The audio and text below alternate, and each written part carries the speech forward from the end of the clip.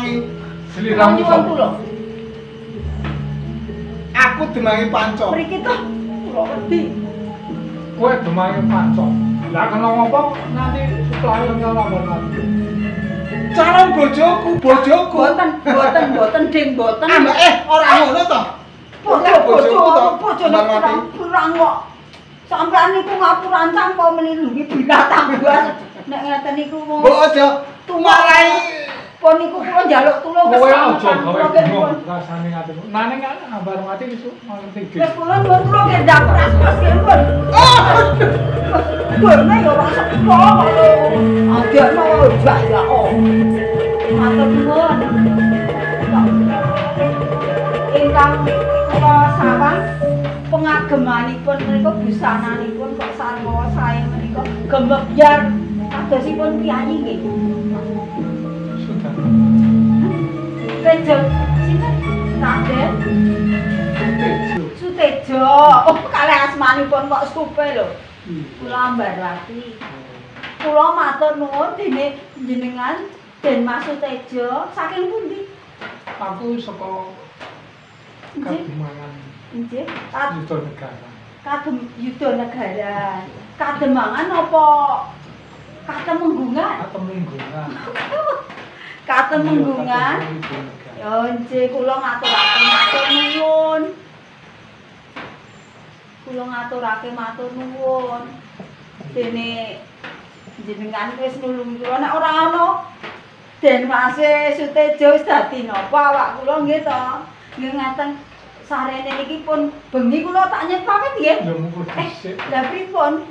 Wong jane wong ditulungi kok ya Kok mesam-mesem kok sajake kaya piye ngeten? sakwise aku mateni. Nggih. Kaya rasaku kemiyong dengan rasa. Tegesipun tumiyong kados pundi? Aku tresno. Nembe sepisan kok ketemu kok nalakaken tresno lho. Ya ora apa-apa mergo jenengan tresno. Nek ngaten jenengan kuwi tegese ya pamrih nulungi ning duwe krentep, duwe kersa arep remen kalih kula ngaten to? Ya kok menawa dadi kersane. Mboten kok kula niku tesih pengen urip dhewe, durung kepengin duwe bojo. Ya kok Pun to. Ajeng napa? Gek empun. Wong seneni bapak sing mbok kula lho niki teh. iya. Nek aku saiki tak apa jenenge ngatonke kadentane marangku. Ngatonke pripun? Mesak-mesem lho. Nggih.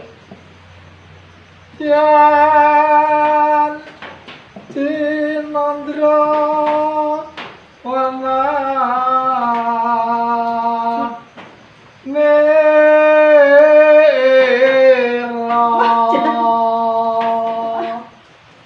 Kula niku ndedeg. Pripun niku? Sejak kapan ana sami. Ampun ngaten niku to Den Mas Sutejo kejaba kula nek nggih kathah wanita liya sing luwih kimplah-kimplah Senajan tinimbang kula. nanging sing dadi teleng aku mung sliramu. Napa nggih? Hamba pati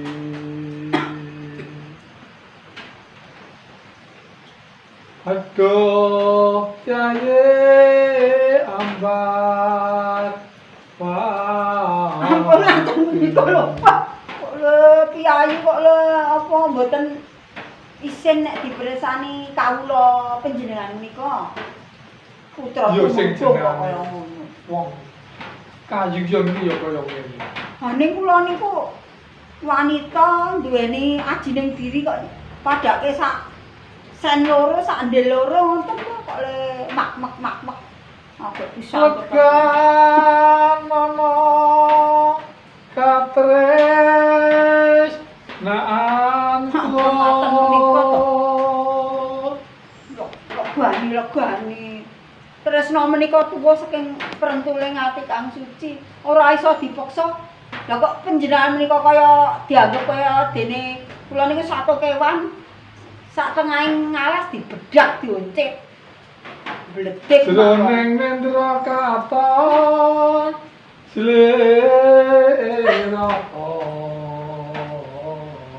Jeneng napa to jenengan? Among siji ambar. Mung siji ning kene, siji ning kono ngono to? Alah, mesam-mesem. Karepmu ra iman karepmu. Ambar. Sedih kula bojone. Ayo Arep ngopo? Panjenengan menika ajeng napa? Yo. Seliramu ora gelem Ora butuh. Nyawangmu buruke kok. Menawa Ajeng napa? pancen Gusti urung mestheke nek sliramu karo aku iki durung pedhi bojo jodoh. Sing jenengane jodoh ngono. Bojo akeh ning jodoh akeh.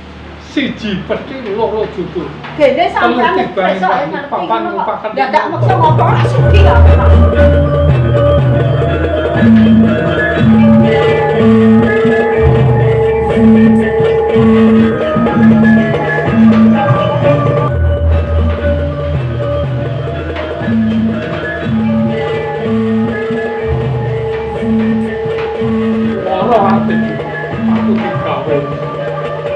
Susah utawa digawe ilang sing jenenge Ambarwati. Wanita kabeh padha seneng marang aku. Aku kok nganti digawe susah utawa dhek ora gelem aku iki dadi peyayi luhur. Kabeh wanita padha seneng marang aku. Gene sing jenengane Ambarwati malah gawe wirang marang aku. Aku ora trima. Ora trima karo sing Maha Kuwasa. Sukma sejati raga sejati. Bali ana ing rasane Ambarwati bisa edan tan bisa kena ditambani. Aku jengkel marang Ambarwati. Aku Raden Suteja putrane Prabu. Putrane itu munggung Surya Negara. Aku bisa orane piyayi luhur. Dene aku digawe wirang utawa digawe isin. Aku isin Ambarwati. Edan kowe ora bisa mari Ambarwati nek ora bisa sing ngilangi sing nambani aku ora bisa mari nganti apa awas kowe nganti ora bisa ketemu karo aku kowe ora seneng ngono. Aja nyebut Raden Suteja.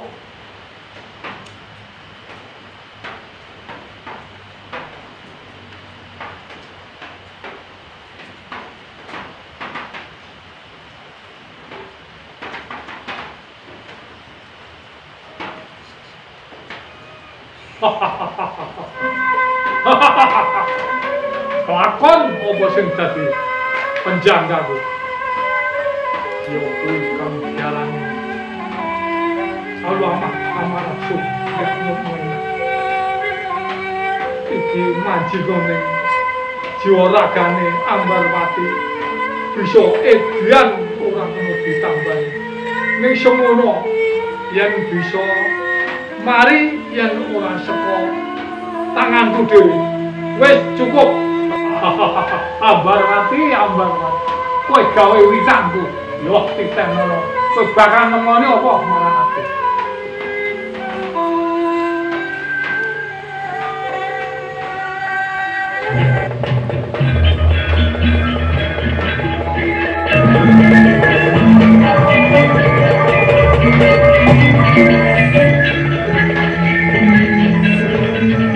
Iki wingi sing marahi kagolku.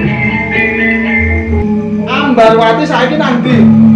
Ambarwati saiki tak gawe edan. Lho, Ambarwati kok gawe edan? bener apa? Jalan-jalan Kok aku gawe kabeh. Wes yo Ambarwati. wis apa? Kok kaya ngono Ambarwati kowe saiki? Iki Ambarwati to? Mang ngerti sing gawe edan aku. Lakon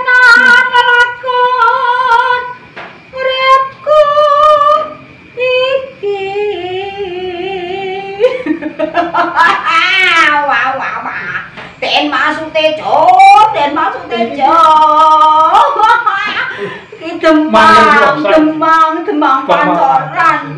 Iki Ambarwati ora sing nambani aku. Aja tenan lakon urip. Gusti ora bakal mari. Nek bener Ambarwati udu iki. Kasandangan susah. Aku ora pangling. Kit mbiyen nganti iki. Gusti bareng pepadang. Ambarwati. Darabiran. Ambarwati.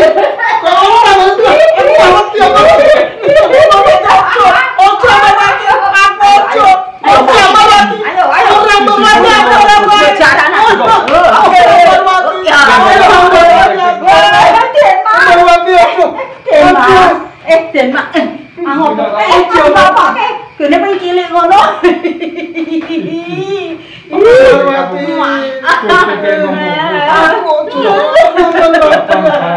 Ambarwati. Mulai nek ro.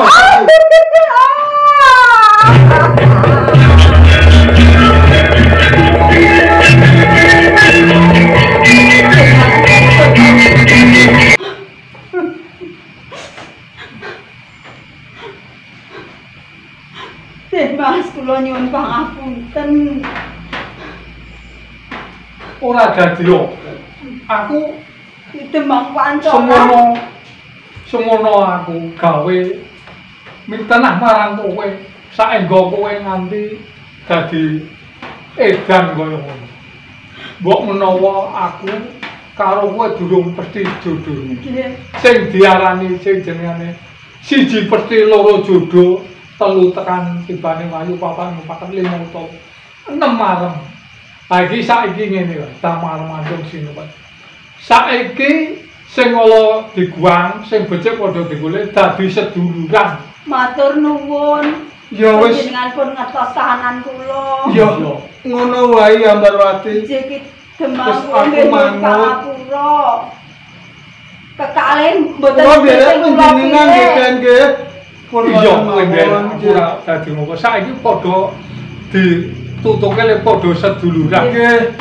Sing apik-apik, sing ala diguang, sing apik digoleki. Nggih Dan nggih. Padha rukun, nyawiji. Sakniki kula tak bali. Wis. Ajeng dugake kula ten nggone wong tuwa kula mboten Nggih. Yo Ya wis monggo Den. Monggo Den.